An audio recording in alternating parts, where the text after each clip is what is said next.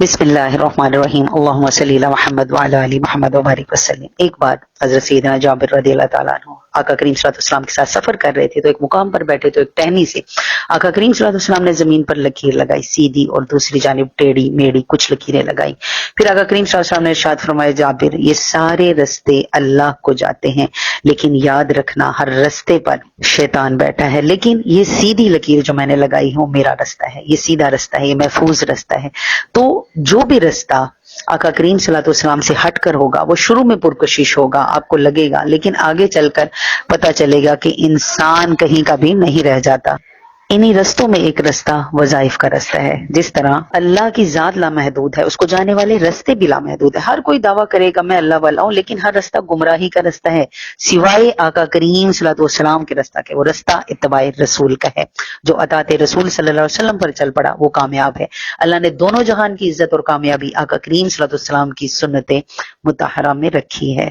اللہ رب العزت نے ایک اصول طے کر دیا، قیامت تک رات چلے گا تو اللہ کا، اور رواج چلے گا تو آقا کریم صلی اللہ علیہ وسلم کا۔ اب امت چل پڑی ہے وظائف کے رستے پر۔ آقا کریم صلی اللہ علیہ وسلم نے چلتے پھرتے کبھی آیت کریمہ پڑھا، یا کہارو، یا حامیم لا ینصرون، یا لا حول ولا قوت یا لا خلابہ، لیکن اب امت ان رستوں پر چل پڑی ہے۔ سیدھے اور سچے رستوں کو چھوڑ کر ہم وظائف کی دنیا میں اترے، تو ہم نے اس کا ذمہ دار اللہ اور اس کے رسول کو نہیں ٹھہرانا، کیونکہ اللہ کہ نبی جو ہیں صلی اللہ علیہ وسلم، انہوں نے تو استغفار کا رستہ بتایا، درود کا رستہ بتایا ہے، انہوں نے تو نماز کا حکم دیا ہے، قرآن پاک ترتیب اور ترتیل سے پڑھنے کا حکم دیا ہے، لیکن ہم کسی اور طرف چل پڑے ہیں۔ اللہ نے ذمہ داری آمنہ کے لال کی لی ہے۔ رب فرماتا ہے جو کچھ بھی ملے گا غلامی رسول سے، اطاعت رسول علیہ الصلوۃ والسلام سے ملے گا۔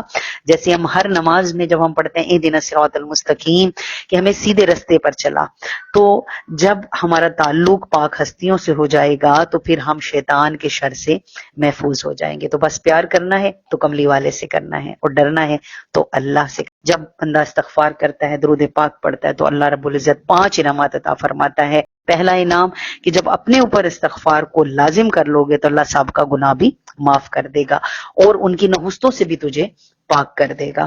بدحال ہو تو اللہ خوشحال کر دے گا، اللہ وہاں سے رزق دے گا جہاں سے تمہارا گمان بھی نہیں۔ تو بس جو پہلے ہو چکا گزر گیا۔